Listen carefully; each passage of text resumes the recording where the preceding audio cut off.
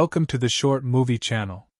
At the beginning of today's film summary, we're told that this movie is based on a true story. The film starts with lawyer Sung sitting and talking to prison officer Jang. Jang discusses a certain case with her, explaining that it's extremely complicated and not easy at all, requiring a lot of work. He hands her the case file and some documents. Sung takes them, steps outside, and notices a yellow balloon floating in the air, watching it for a moment. Later, she visits someone who claims to predict the future, but everything he tells her turns out to be wrong, leaving him embarrassed. Sung gathers all the witnesses for the case, and the awaited day finally comes, the court hearing for the defendant, Yang. During the session, the prosecutor speaks, and we learn that the case involves the assault of a young girl, whom the criminal also killed afterward. The defendant, Yang, is accused of kidnapping a young girl named Choi, assaulting her, and killing her after that.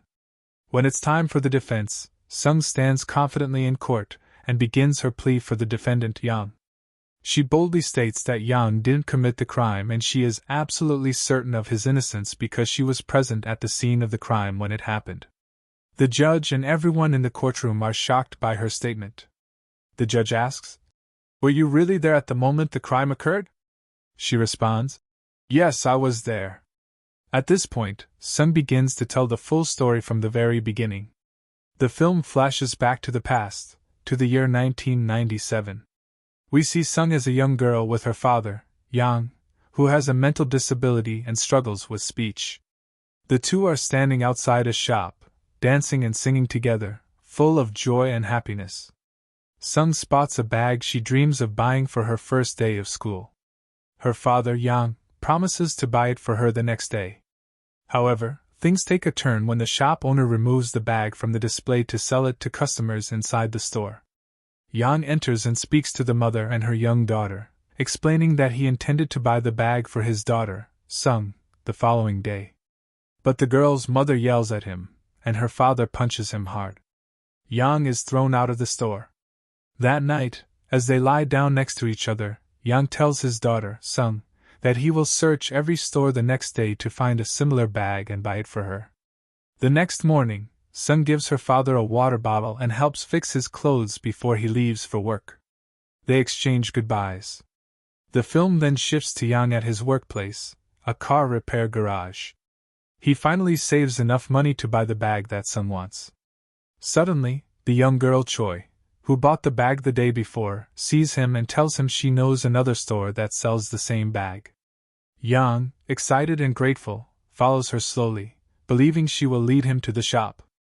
As they walk, Choi slips on the ground and hits her head on a rock, dying instantly. When Yang reaches the end of the street, he finds her lying motionless on the ground. Shocked and confused, he doesn't know what to do. He tries to save her by performing first aid, including CPR, as he had learned at work. At that moment, a woman walking by sees him and mistakenly assumes he's assaulting the girl. Terrified, she screams and runs away. Time passes, and night falls. Sung waits anxiously for her father, Yang, to come home from work as he does every day, but sadly, he doesn't return. We later discover that the police arrested him. Reporters and the media surround him from all sides. Yang doesn't understand what's happening and tells them he needs to go home because his daughter, Sung, is waiting for him and must be worried.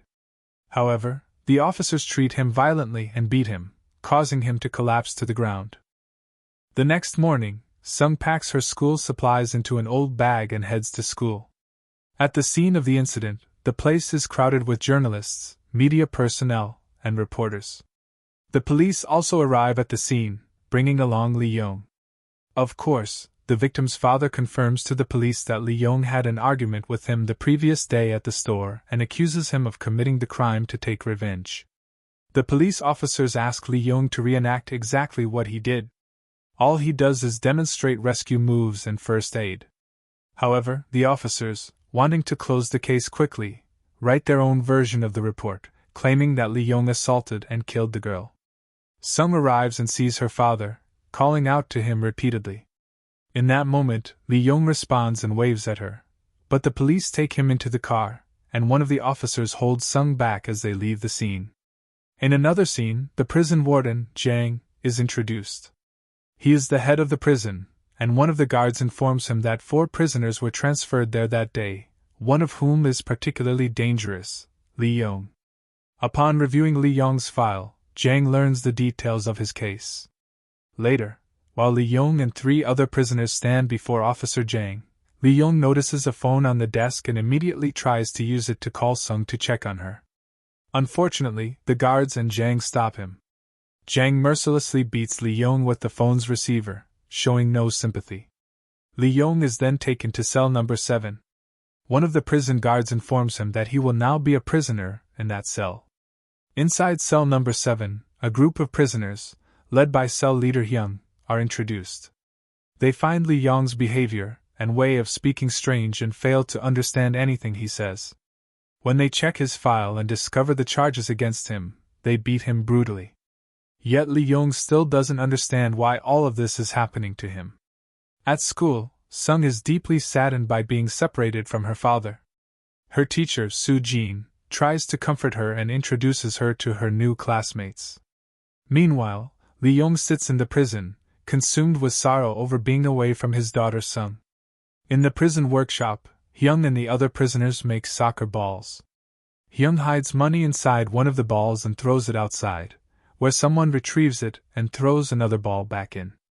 When Hyung opens the new ball, it's revealed that the prisoners pay him to smuggle items from outside. A rival gang leader in the prison notices this and decides to take revenge on Hyung for taking over his operations and reputation in this way. One day, Lee Yong notices the rival gang heading toward Hyung. He quickly rushes to intervene, pushes Hyung out of the way, and takes the stab wound meant for him. Back in the cell, Hyung thanks Lee Yong for saving his life and tells him he owes him a favor. He asks Lee Yong to name anything he wants, and Lee Yong responds with just one word: Sung. A few days later, the church participates in organizing an entertainment event inside the prison. During this, Lee Yong manages to sneak Sung in with the performance group. Jang grows suspicious of the presence of small children in the group, but one of the guards reassures him that they might be part of the church's program. One of Lee Yong's cellmates carries Sung inside a tuna food box and successfully brings her to their cell, cell number 7. When Leong and Sung see each other, they are overjoyed. Sung blames him for suddenly disappearing and leaving her alone. One of the prisoners is afraid of what might happen if the prison authorities discover what they did, so he keeps yelling and calling for the guard.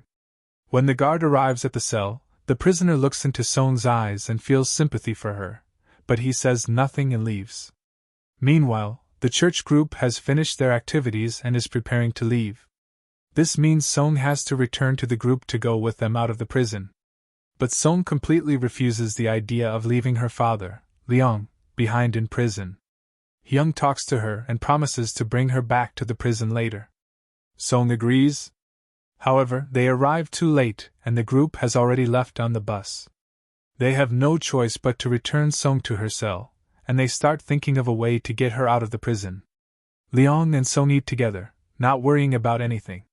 One of the prisoners suggests that they admit Sung's presence to take responsibility, and claim that Leong brought her there, but they obviously reject this idea. At night, one of the guards hears Sung's voice, and when he checks, one of the prisoners claims he was just talking about his girlfriend in his sleep. The guard leaves, unaware of anything. Sung spends enjoyable time with the prisoners, being lively, cheerful, and light-hearted. Everyone grows fond of her and gets attached to her. After a few days, a religious group arrives at the prison. When they try to take Sung with them, it fails because the religious group is wearing Buddhist robes while Sung is dressed in Christian attire. Sung is sent back to her cell, and Hyung argues with the person who suggested the plan because he didn't realize that the group was Buddhist and not Christian. Meanwhile, Gang looks at photos of the religious groups that had visited the prison and notices one photo of the Christian group that includes 3 children, while another photo of the same group shows only 2 children. Gang immediately orders a surprise inspection of the cells and finds Sung in cell number 7 with Leong and the other prisoners. An emergency is declared at the prison, and guards begin inspecting every corner of the facility. Leong is beaten and thrown into solitary confinement, screaming and calling out for Sung, who is devastated and crying. Later, one of the prisoners sets fire to a part of the prison as a protest for being banned from visits, threatening to burn the whole prison down. He carries out his threat, causing the prison to open all the cells in a hurry to put out the fire. Amid the chaos, Gang gets knocked unconscious in the fire, but Liang bravely runs to rescue him without hesitation. When Gang learns that it was Liang who saved him, his view of him begins to change. At school, teacher Sujin asks Song where she's been for the past couple of days and why she missed school. Song takes her to the prison, where they meet Liang, who is thrilled by their visit. Liang also asks teacher Sujin to take care of Song. When the visiting time ends, Song cries intensely, and Liang is reluctant to leave her. Gang watches this scene, feeling sorry for Liang. He starts observing him from a distance, noticing that Liang is a simple, kind, and good-hearted person. At the children's care facility at the church, Song continues to cry and is deeply saddened by being separated from her father, Liang. She is mentally and emotionally drained from the pain of their separation. After that, she is transferred to the hospital, and when Gang finds out, he goes to visit her. Song begs him to let her stay with her father, Yang, and even asks him to arrest her as well and lock her in prison with him. Gang then does something very surprising for Yang in prison. He brings them a box into their cell, number 7, and when they open it, they find Song, who continues visiting her father as she wishes, under Gang's personal responsibility. After that, Gang requests to review Yang's case and also finds out that the girl, Choi, who died, was the daughter of the commissioner, and that they had also fabricated Yang's statements and confessions to close the case. Every day, Gang goes to Song's school, watches over her, and reassures her, now taking responsibility for her. This happens after he confirmed that a kind and pure person like Yang could never have committed the crime he's accused of. The days pass in prison, and the date for Yang's trial is set. As for Yang, he doesn't care at all. He doesn't know what's going on. Therefore, Yang and the other prisoners try to understand and figure out exactly what happened. Yang continues to act out the events, explaining that the girl, Choi, slipped and fell, hitting her head on the ground, and he was trying to save her. They keep making him memorize the story he has to tell in court so that he doesn't make a mistake that could ruin everything and get him even more involved in the case. Later, they meet with the commissioner, Choi's father, who asks him to reopen the investigation into the case, but unfortunately, the commissioner completely refuses. Yang and the other prisoners in cell number 7, along with the rest of the inmates, write a complaint letter, stating that Yang is one of the special treatment cases, and his intelligence is limited. They insist that he is definitely not the one who committed the crime he is accused of.